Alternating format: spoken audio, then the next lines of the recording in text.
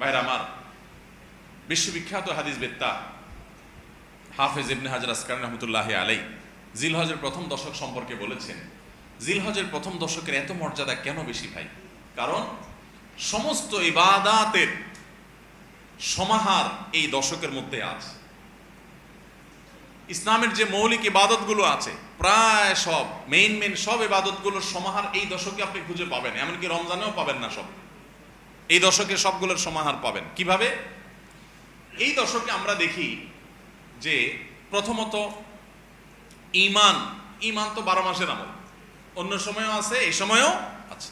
5 ওয়াক্ত নামাজ 12 মাসের আমল, অন্য সময়ও পড়তে হয়, এই দশকেও পড়তে হয়। রোজা রমজান মাসে আছে, এই দশকেও রোজা আছে। প্রথম 9 দিনই রোজার কথা হাদিসে আছে, আবার বিশেষভাবে আরাফাতের দিন রোজার কথা আছে। তাহলে ইসলামের তৃতীয় রকম রোজা। রোজা অবশ্য হজ হলো জাকাত হলো তৃতীয় রকম। জাকাত অন্য সময় দেওয়া যায়, এই সময়ও দেওয়া যায়, তাহলে জাকাত আদায়যোগ্য সময় এটা। আবার রোজারও আমল এই দশকের মধ্যে আছে। আর হজ তো হয়ই এই দশকে, হজের মূল কাজই হলো এই দশকে, ফরজ কাজগুলো সব এই দশকেই হয়ে যায়। তাহলে এই দশকে ঈমান আছে, নামাজ আছে, জাকাত আছে, রোজা আছে, হজ আছে, আবার কোরবানি আছে, আবার জিকিরের জন্য আলাদা নির্দেশ আছে। এই দিনগুলোতে বিশেষভাবে আল্লাহর জিকির কর আছে না নাই ভাই? তাহলে আমরা কি বুঝলাম? এই দশকে সমস্ত ইবাদতের কি আছে? সমাহার আছে, সমস্ত ইবাদতের নজির আছে। এই জন্য এই দশকের মর্যাদা অনেক বেশি। আল্লাহ রাব্বুল আলামিন এই দশকের মর্যাদা এবং কদর আমাদের সবাইকে করার তৌফিক নসিব করুন। জিলহজ মাসের প্রথম 10টি দিন, এই দিনগুলো হলো ইবাদতের, নেক আমলের সবচেয়ে বড় যে মৌসুম রমাদান, তারপরে সবচেয়ে বড় মৌসুম হলো জিলহজের প্রথম দশক।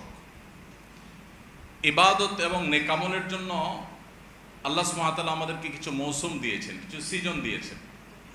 এই সিজনগুলোর মধ্যে থেকে সবচেয়ে বড় ইবাদতের মৌসুম বা সিজন কোনটা? রমজান মাস, মাসব্যাপী পুরো 30 দিনের মৌসুম। রমজানের পরে ইবাদতের সবচেয়ে বড় বৃহত্তম ইবাদতের মৌসুম হলো কোনটা? জিলহজের প্রথম 10টা দিন। এই 10টা দিনের মর্যাদা, এই 10টা দিনের ফজিলত, এই 10টা দিনের মাহাত্ম্য আমাদের দেশের বেশিরভাগ মানুষ জানেন না। অথচ রমাদানের মর্যাদা মাশাআল্লাহ আমরা কম বেশি সবাই জানি। রমাদান মাসে আমাদের দেশে আলহামদুলিল্লাহ সাধারণ মানুষ যারা একেবারে দিন থেকে খুব বেশি যে দিনের খুব কাছে থাকেন তা না, দিন থেকে দূরে অনেক, তারাও রমজান মাস আসলে আলহামদুলিল্লাহ কিছু না কিছু ইবাদতের চেষ্টা করেন। তার মানে আলহামদুলিল্লাহ রমজান মাস ইবাদতের মৌসুম হওয়ার বিষয়টা এস্টাবলিশড।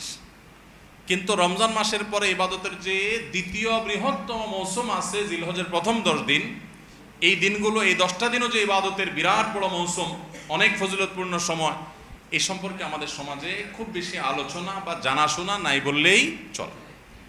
সবাই পাক্কা নিয়ত করে নেই এই কথাগুলো অনুযায়ী আমি নিজে তো আমল করবো ইনশাআল্লাহ, আমি বাইরে গিয়ে আমার পরিবারে, আমার পরিচিত লোকদের মধ্যে আরো কয়েকজন মানুষকে আমি সচেতন করবো ইনশাআল্লাহ।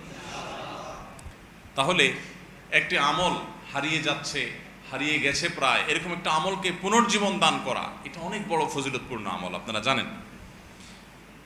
নবী করিম সাল্লাল্লাহু আলাইহি ওয়াসাল্লামের একটা হাদিস রয়েছে, মান আহিয়া সুন্নাতাম মিন সুন্নতি, যে ব্যক্তি আমার সুন্নতের কোনো একটা সুন্নতকে জিন্দা করবে, কোনো একটা ভালো কাজ যে ব্যক্তি শুরু করবে, মান সান্না সুন্নাতান হাসানাতান ফালাহু আজরুহা ওয়া আজরু মান আমিলা বিহা, তাহলে এই ব্যক্তি সেই প্রচলন দিয়ে যত মানুষ তার এই প্রচলন থেকে আমল করবে, আল্লাহ তাআলা তাদের সবার সমপরিমাণ সওয়াব তাকে দান করবেন। এজন্য আমরা এই মুর্দা সুন্নত, হারিয়ে যাওয়া আমলকে পুনরায় জিন্দা করতে প্রস্তুত আছি তো ইনশাআল্লাহ। তাহলে আজকে আমরা যারা এই কথাগুলো শুনবো তারা শুধুমাত্র আমলের নিয়ত না, আমল তো বটেই, আমরা দাওয়াতের নিয়তে শুনবো, ঠিক আছে তো ইনশাআল্লাহ। এবং জিলহজের এই প্রথম দশক পর্যন্ত আরো যে দিনগুলো আছে পুরো সময় জুড়ে আমরা অন্যদেরকে সচেতন করব, সতর্ক করব। রমজানে আমরা ইবাদতের যে চার্জ করেছি ইবাদতের মাধ্যমে, এটা দীর্ঘ 2 মাস পর কিছুটা হলেও দুর্বল হয়ে গেছে, চার্জটা কমে গেছে। আবার জিলহজের প্রথম 10 দিন যখন ভালো করে রিচার্জ করব, আবার কিছুদিন ইনশাআল্লাহ চলতে পারবো আল্লাহ চাহেন তো। আল্লাহ আমাদেরকে সবাইকে আমলের তৌফিক দান করুন। ভাইরা আমার, কোরআনে কারীমে আল্লাহ রাব্বুল আলামিন সূরা ফাজর কোরআনে কারিমে 30 নম্বর সূরাগুলোর একটা সূরা হলো সূরাতুল ফজর। এই সূরাতুল ফজরের মধ্যে আল্লাহ তাআলা বলেছেন ওয়াল ফজরি ওয়া লায়ালিন আশ, ফজরের শপথ। ফজর মানে কি? ফজরের নামাজ, সকাল। ফজরের শপথ, ওয়া লায়ালিন আশ, এবং 10টি রাতের শপথ। এই 10টি রাতের শপথ যে আল্লাহ তাআলা করলেন, আল্লাহ সুবহানাহু ওয়া তাআলা কোনো বস্তুর নামে শপথ করার মানে হলো ওই বস্তুটা আল্লাহ তাআলার কাছে বিরাট বড় মর্যাদাবান। আল্লাহর সৃষ্টির মধ্যে যে সমস্ত সৃষ্টির নামে আল্লাহ শপথ করেছেন, এই সৃষ্টিগুলোর মাহাত্ম্য এবং শ্রেষ্ঠত্ব মর্যাদা বোঝানোর জন্য আল্লাহ তাআলা ওই বস্তুগুলোর নামে কি করেন? শপথ করেন। যদিও আল্লাহ ছাড়া কোনো মানুষের জন্য, বান্দার জন্য জায়েজ নাই আল্লাহ ছাড়া আর কারোর নামে কি করা? শপথ করা। তো এই যে ওয়াল ফাজরি ওয়া লায়ালিন আশ, এই দুই আয়াতে আল্লাহ তাআলা শপথ করলেন। এরপরে 3 নম্বর আয়াতে বলছেন ওয়াশ-শাফঈ ওয়াল ওয়াতর, এবং জোড় এবং বেজোড়। এই 10টি রাতের মধ্যে আবার জোড় এবং বেজোড়, অর্থাৎ সবগুলো রাতের শপথ।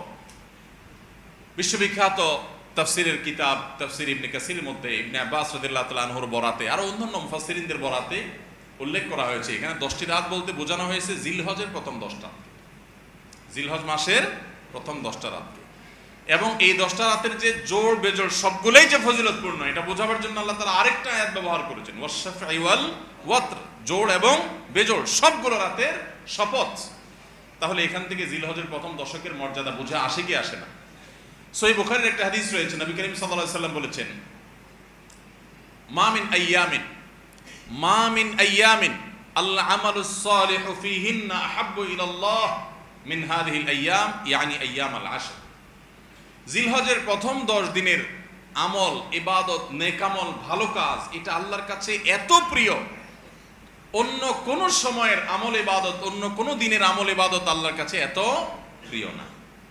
বান্দা এই 10 দিনে নেকামল করলে আল্লাহ তাআলা যত খুশি হন, অন্য কোন সময়ের নেকামলে আল্লাহ তাআলা এত সন্তুষ্ট হন না।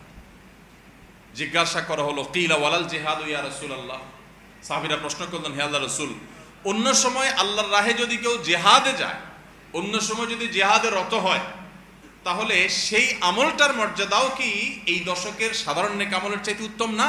ওটা তো জিহাদ, জীবন বাজি রাখা। এই সময়ের সাধারণ নেকামলের চাইতে অন্য সময়ের জিহাদটাও কি উত্তম না?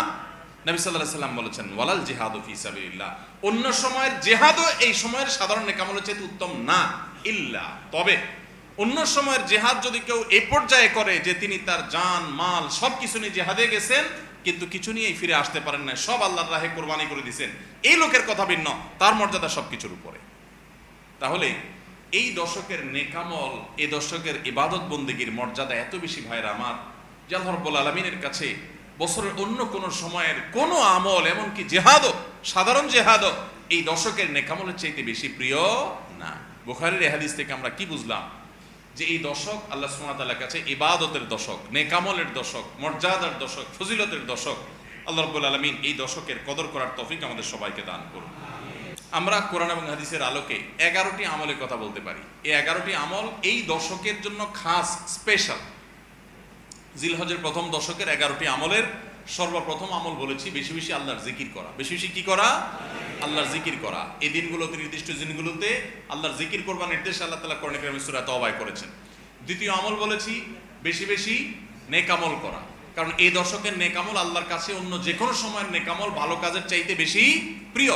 এই দশকের নেকামল চলতে থাকবে, সেটা জিকির হোক, তেলাওয়াত হোক, দান সাদাকা হোক, নফল রোজা হোক, নফল নামাজ হোক, যত রকমের ইবাদত আছে, এটা ইবাদতের দশক। রমজানে যেরকম ইবাদত করতে থাকি আমরা, এই দশকে এরকম কি চলবে?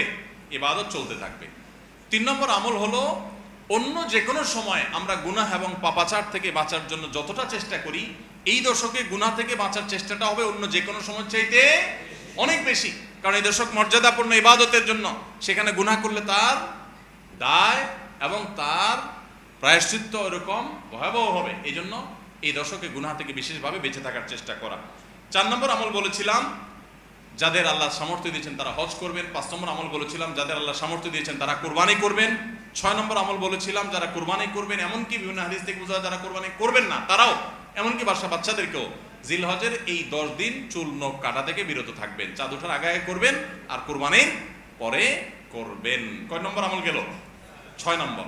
7 নম্বর আমল হলো সাধারণভাবে এই 10 দিন রাত দিন যত বেশি পারেন উচ্চ স্বরে সরবে তাকবীর পাঠ করতে থাকবেন। আল্লাহু আকবার, আল্লাহু আকবার, লা ইলাহা ইল্লাল্লাহ, আল্লাহু আকবার, আল্লাহু আকবার, ওয়া লিল্লাহিল হামদ। কোন হাদিসে 3 বার তাকবীর আসছে শুরুতে, আল্লাহু আকবার, আল্লাহু আকবার, আল্লাহু আকবার, লা ইলাহা ইল্লাল্লাহ, আল্লাহু আকবার, আল্লাহু আকবার, আল্লাহু আকবার, ওয়া লিল্লাহিল হামদ। আর 8 নম্বর আমল হলো এই তাকবীরটাই বিশেষ সময়ে, বিশেষ দিনে, বিশেষ সময়ে পড়া। সেটা কিভাবে? জিলহজ মাসের 9 তারিখ ফজরের পর থেকে নিয়ে জিলহজের 13 তারিখ আসরের নামাজ পর্যন্ত প্রত্যেক নামাজের পরে নারী পুরুষ সবাই এই তাকবীর নামাজের পরে একবার করে পাঠ করা। এটা হলো বিশেষ সময়, তাকবীরে মুকাইয়াদ বলা হয় এটাকে, স্পেশাল। এটা 8 নম্বর আমল। 9 নম্বর আমল হলো জিলহজের 1 থেকে 9 তারিখ পর্যন্ত এই সব দিনগুলোতে নফল রোজা রাখা মুস্তাহাব। 10 নম্বর আমল হলো জিলহজের 9 তারিখ আরাফার দিনে রোজা রাখা আলাদা স্পেশাল সওয়াবের কাজ। 1 বছর আগের এবং 1 বছর অগ্রিম পরের গুনাহ মাফ আল্লাহ তাআলা করে দেন, অর্থাৎ সগীরা ছোট গুনাহ আল্লাহ তাআলা মাফ করে দেন, বড় গুনাহ থেকে তওবা করলে সেগুলো মাফ পাওয়া যাবে। আর 11 নম্বর আমল হলো যে ঈদের দিনে যত সুন্নাহ আছে সব সুন্নাহগুলো সঠিকভাবে পালন করব। আল্লাহ রাব্বুল আলামিন আমাদের সবাইকে জিলহজের এই 10 দিনের ফজিলত এবং মর্যাদা প্রতি মুহূর্তে স্মরণ করার তৌফিক দান করুন।